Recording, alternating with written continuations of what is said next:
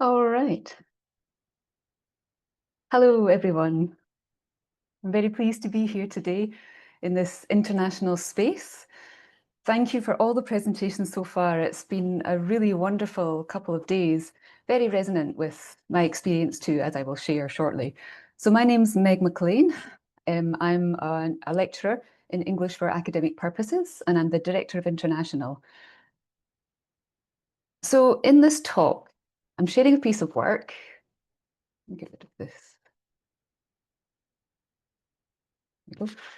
And it's a work in progress. I hope it'll be of interest. I'm hoping also to make connections, and I'm very open to feedback on my process from the knowledgeable peers that comprise the International Practitioners Network. So on this slide here is an overview of my content today.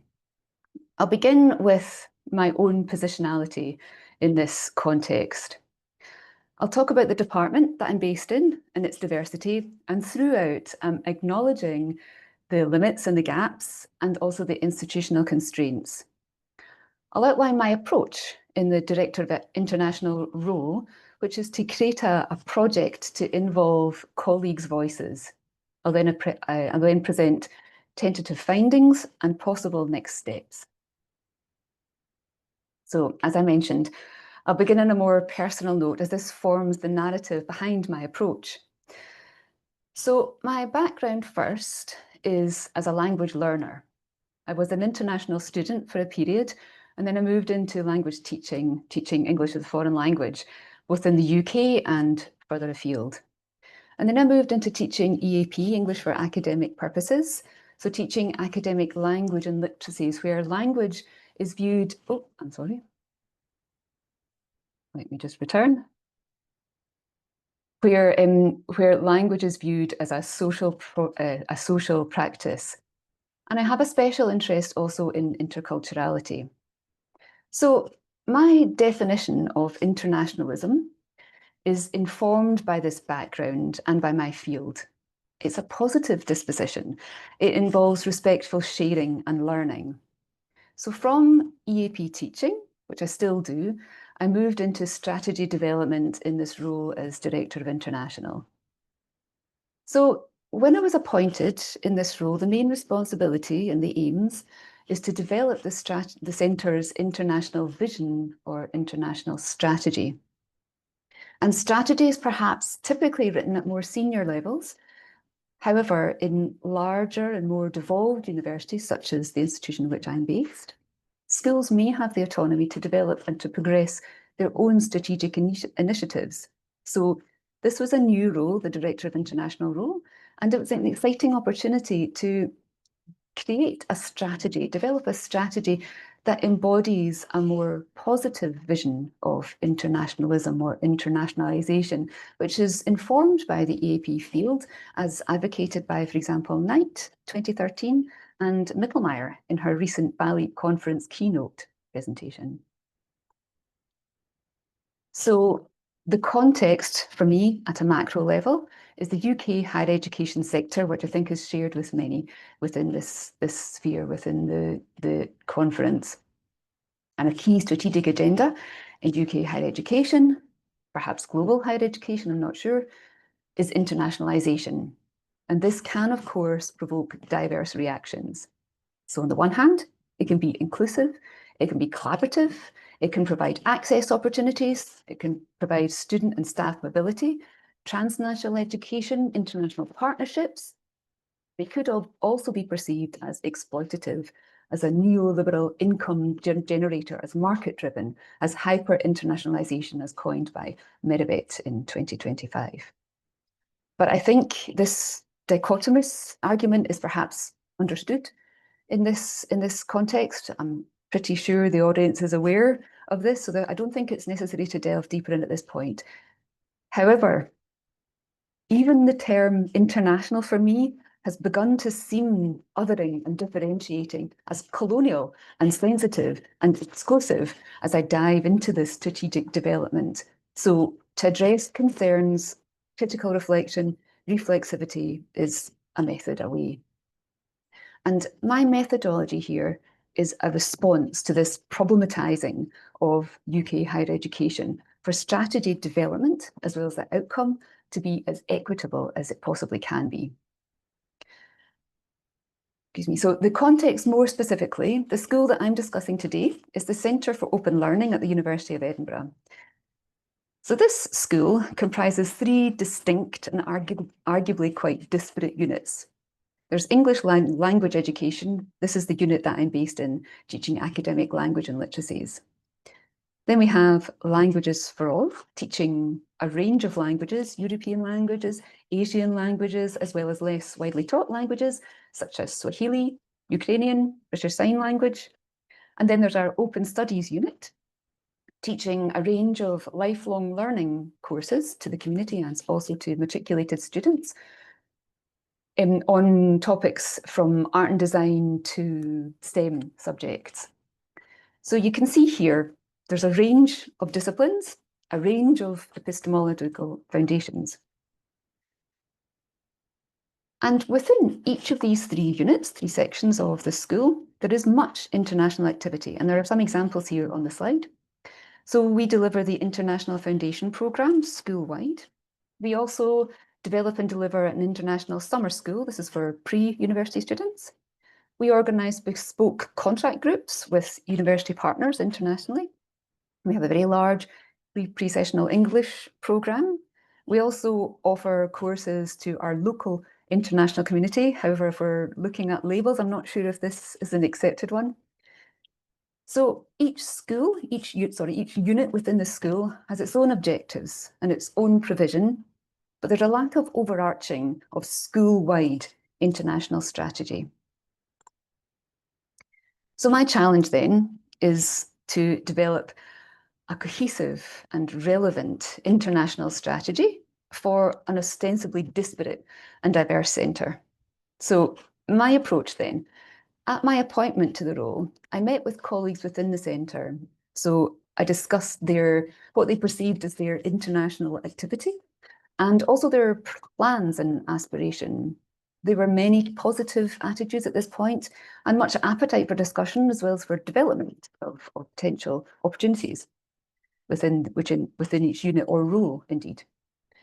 I also reached out to Director of Internationalisation counterparts across the university, and my colleagues across the university, the wider university, were very generous with their time and with sharing their approaches to internationalisation or developing strategy. So this then informed my own method, which is focus groups. So this is what I termed the colleague input project. I was keen to involve all the voices, for diverse voices to have a part, to have a voice within this, to be able to contribute. I saw this as perhaps the most obvious, the clearest way to approach strategy development in this context. So I held 4 focus groups in total. There was one for each unit, as well as for our professional services team. So in terms of the focus groups then, the structure and content of these. The first set of questions I presented for discussion within each focus group was to discuss our alignment with the university's global vision. So that's what you can see in the italicized paragraph at the top of the slide here. So I'll give you a moment just to read this paragraph.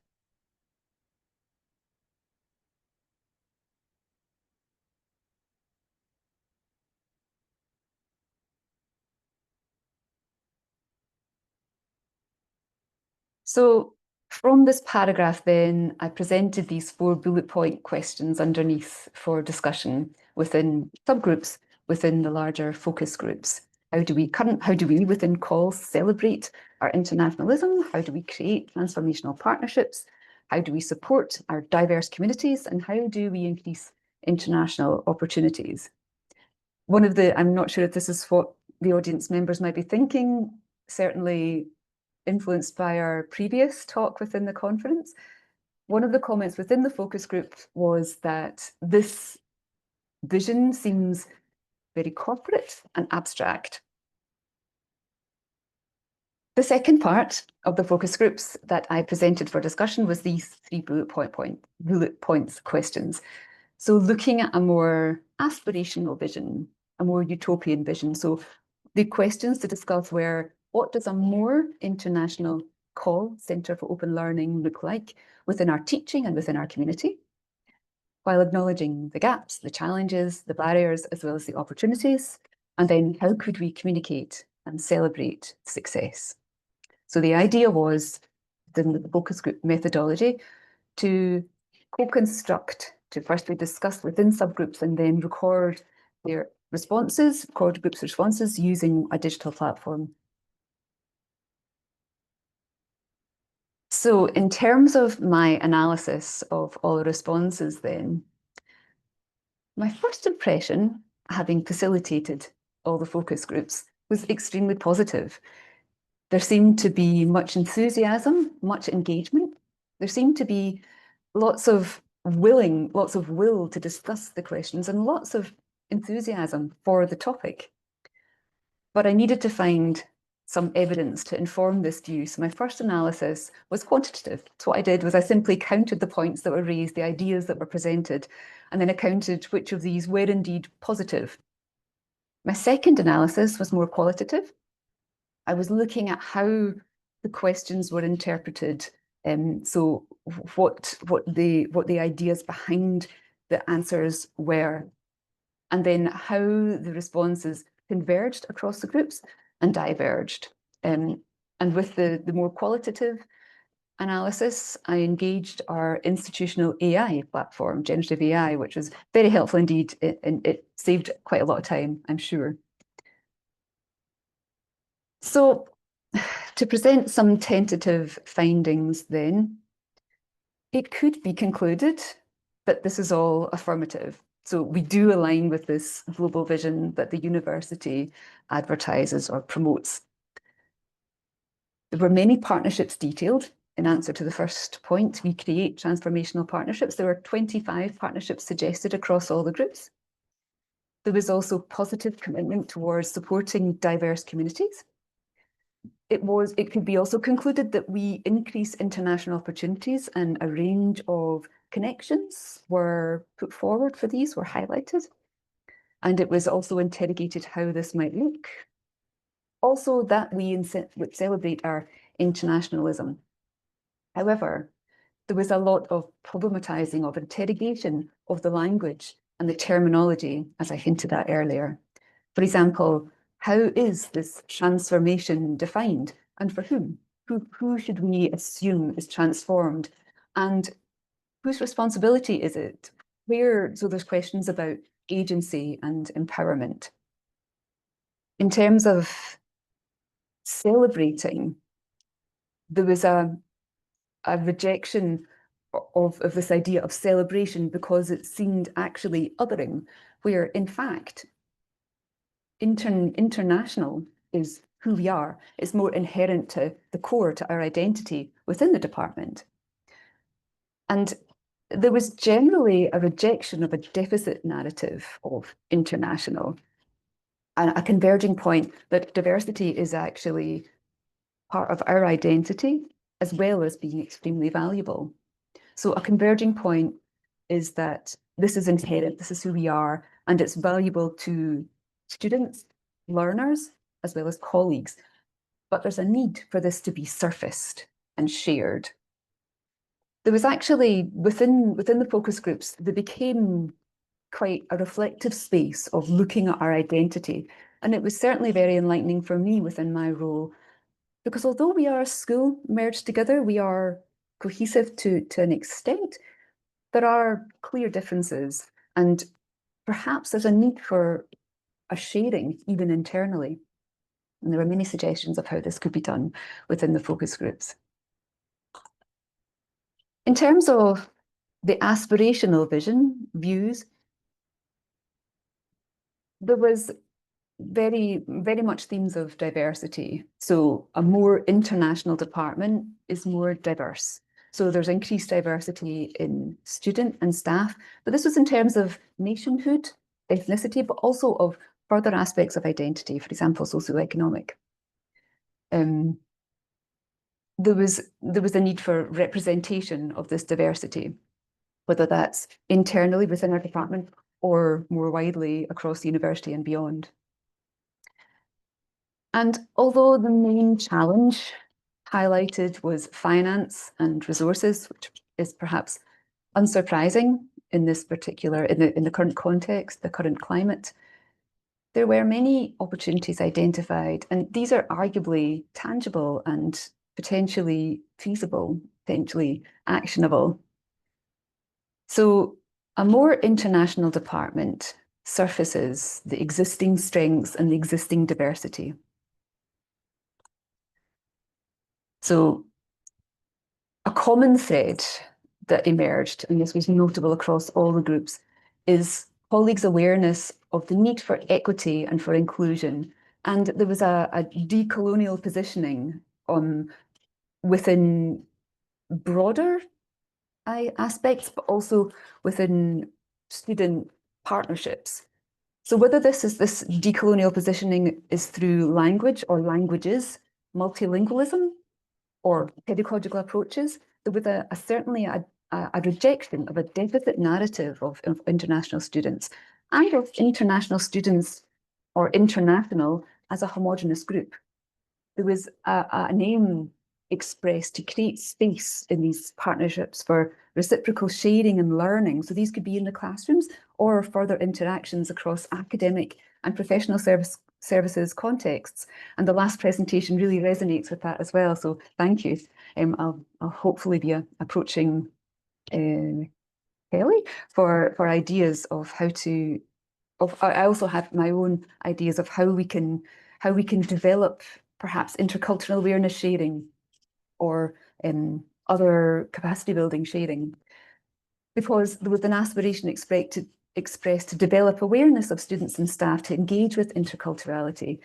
And perhaps this could be attributed to colleagues' own journeys and their own trajectories, meeting and coming together then in the Centre for Open Learning in our department.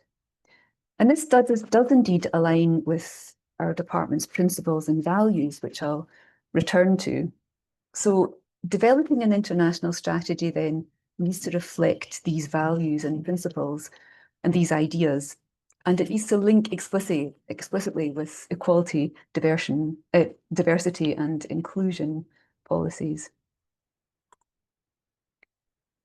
So on the slide here, I've included our centre's commitment. And the positive and affirmative focus group discussions seem reassuringly to align with these principles, these values. And what you can see here is this is the centre's, our department's vision and focuses. So I'll give you just a moment to read.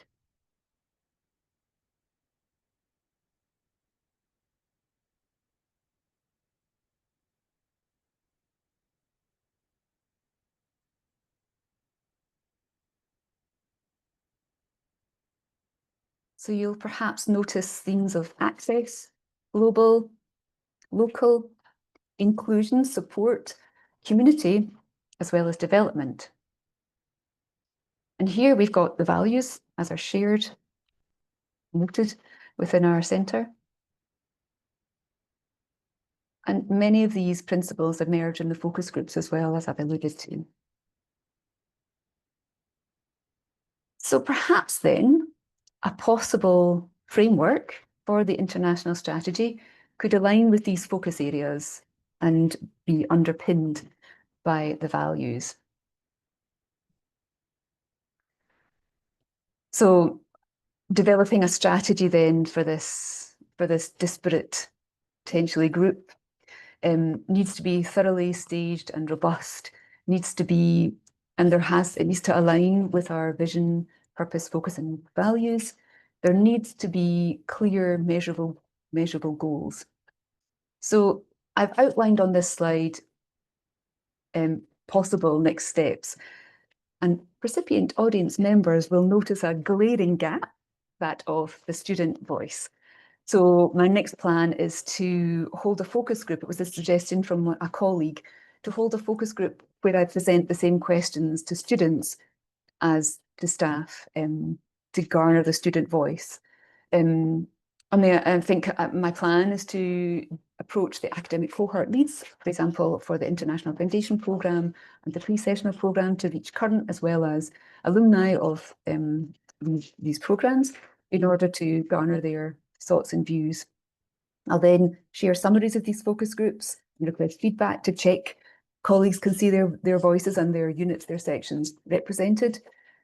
I'll carefully align these with our mission, purpose, values, and focuses, and also our business cases. So thinking about plans for provision, draft a strategy, compare this with the college strategy, and then I'll present this for discussion to the executive committee. And then, of course, the crucial idea of promotion and articulation of these ideas. I'll meet with our communications and marketing team to discuss these outcomes. So how the strategy can then be made visible and be shared. So perhaps this is through internal, like external web pages. Perhaps it's through our weekly newsletter, to be discussed. So this was my interpretation of international higher education and more locally within our school's context. So I've shared my methodology in developing the international strategy. This is obviously aiming on maybe not obviously, but hoping to counter an exploitative and negative market-driven definition of internationalisation. So I hope this framework's somehow of interest. I would welcome comments and questions. Thank you.